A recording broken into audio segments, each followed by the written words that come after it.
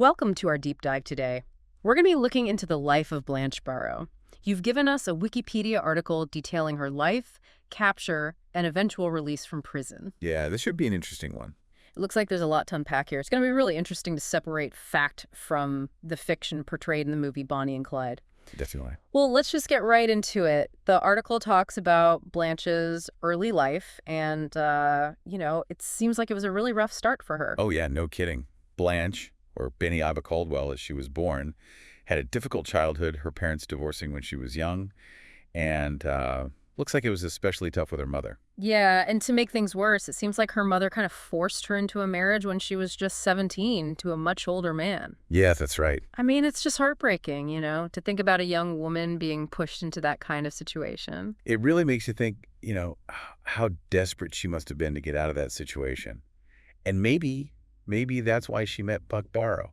Well, he was on the run when she met him, and she even helped him hide out for a while. Right, and even though she helped him, Buck ended up getting captured and went to prison. It's pretty amazing, though, that she stayed so devoted to him while he was locked up. Yeah, that's Blanche for you. She was fiercely loyal. I mean, there's that story of when Buck escaped and she actually drove him back to prison. What? Yeah, drove him right back. You wouldn't really expect someone who was trying to distance themselves from a life of crime to do something like that, would you? No, not really. It makes you wonder what was going on in her head, Why would she be so dedicated to someone like Buck with his past and all? Maybe she saw something in him that other people didn't. Maybe.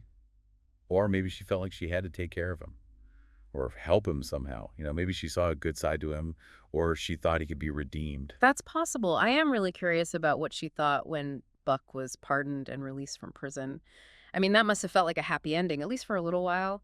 You'd think so, right? But that's when Bonnie and Clyde entered the picture. Ah, of course. They came to visit Buck and Blanche after Buck got out. Now, the article mentions that Blanche wasn't exactly thrilled about them showing up. Oh, yeah. She wasn't a fan of theirs at all. She didn't like Bonnie or Clyde. Do you think she could sense the danger they represented?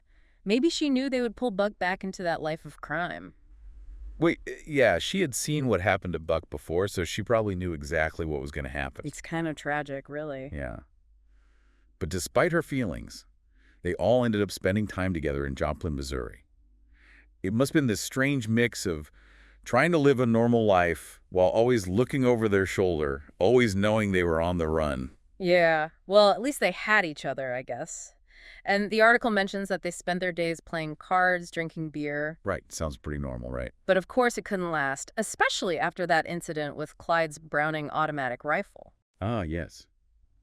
The BRRR. Well, Clyde accidentally fired it while he was cleaning it. That got the attention of the police, and things spiraled pretty quickly from there. Yeah, and then it was just a chain reaction. The cops raided their apartment, there was a crazy shootout, and then those photographs were taken. Those photos, especially that one of Bonnie pointing the gun at Clyde, it made them infamous overnight. It put them on the map, as these big-time outlaws. But for Blanche, it was the end of any hope of a normal life. Yeah, she went from trying to get Buck away from crime to suddenly being labeled an outlaw herself. I can't even imagine what that would do to a person psychologically. It must have been really tough on her. Well, it definitely didn't bring her any closer to the peaceful life she seemed to want. And it pushed Buck further into the gang's activities, much to Blanche's dismay, I'm sure. But that's just the start of it. Yeah, we'll have to get into that next time. So we left off with Blanche and Buck, getting more and more entangled with Bonnie and Clyde. It seems like after that Joplin shootout, they were kind of forced into a life they were trying to get away from. Yeah, exactly. It's almost like runaway train. Yeah. One thing leads to another, and then suddenly they're right back in the thick of it. Right, and that brings us to the Platte City shootout, which, according to this Wikipedia article you shared, seems to have been a pretty pivotal moment for Blanche. Oh, absolutely. It all went down at this place called the Red Crown Tourist Court. Right. Seems like a pretty ordinary place, but it turned into a real battleground. It's amazing how all these, little details, seemingly insignificant things, ended up leading to them being discovered. Like what? Well, like Blanche paying for things with coins. Oh, right. And Clyde always back in the car into the garage. All these things that people trying to avoid attention would do. You'd think experienced outlaws would be a little bit more careful, wouldn't you? You'd think so, yeah.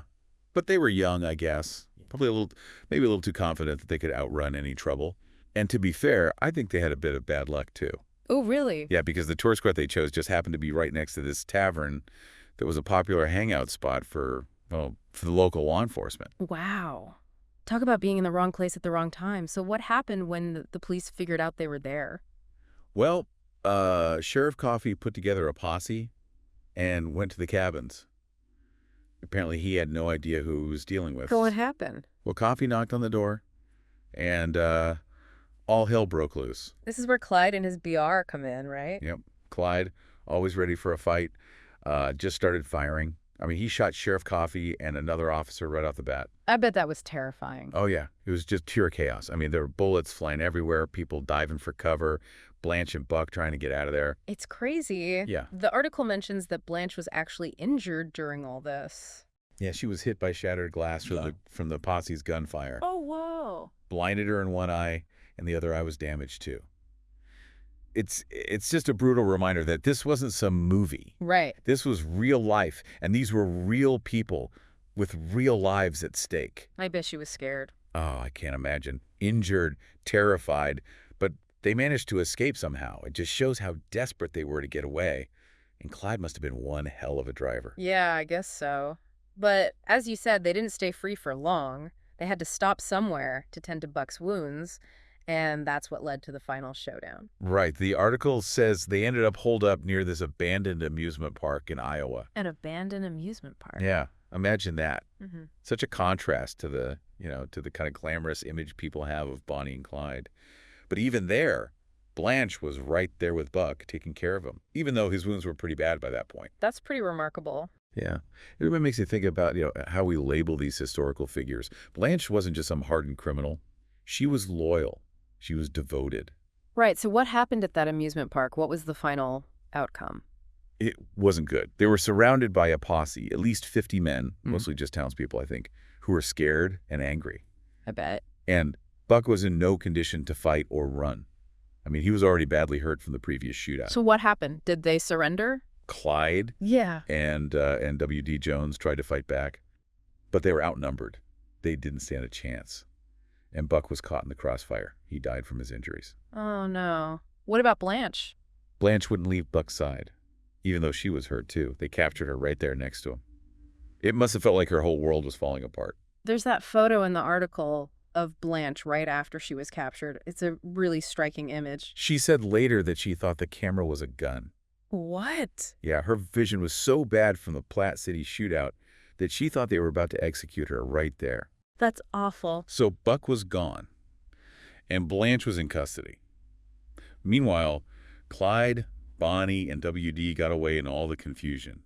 What a mess. Yeah, but what about Blanche? I mean, she was claiming that she just wanted a normal life with Buck, but was anyone going to believe her at that point? Well, that's a good question, isn't it? Yeah. And that's what we'll talk about next. So we left off with Blanche being captured. Her life with Buck was over, and she was facing a pretty uncertain future. It must have been devastating. She was injured, grieving, and suddenly facing serious charges as a member of the Barrow gang. Yeah, even though she always maintained she wasn't involved in their crimes, that she just wanted a simple life with Buck. Right. But she was still caught up in it all. And the article says she ended up spending 6 years in prison. What a contrast to the life she'd been hoping for. It's hard to imagine what that must have been like. Yeah. But even in prison, it seems, Blanche found ways to keep herself busy. Yeah, she got into photography, started writing her memoir, even connected with other inmates. Right, including Edna Murray, the kissing bandit. Oh, wow. It's almost like she was trying to find some purpose, some sense of community, even in that situation. I think that speaks to her resilience, finding meaning and connection, even in the toughest of circumstances. Definitely.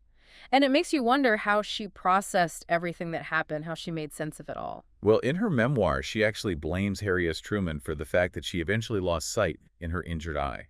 What? How? She claimed he denied her access to specialized treatment while she was in prison. That's quite an accusation. It is.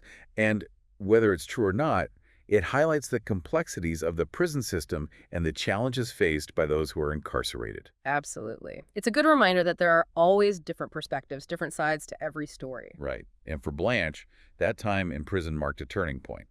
After 6 years, she was paroled and able to start rebuilding her life. But going back to a normal life after all, that couldn't have been easy, especially with the legend of Bonnie and Clyde growing bigger while she was locked away. It must have been surreal, like stepping out of one world and into a completely different one, trying to reintegrate into society with this infamous past hanging over her. Yeah. Well, according to the article, she did manage to settle back in Dallas. She remarried, even adopted a son.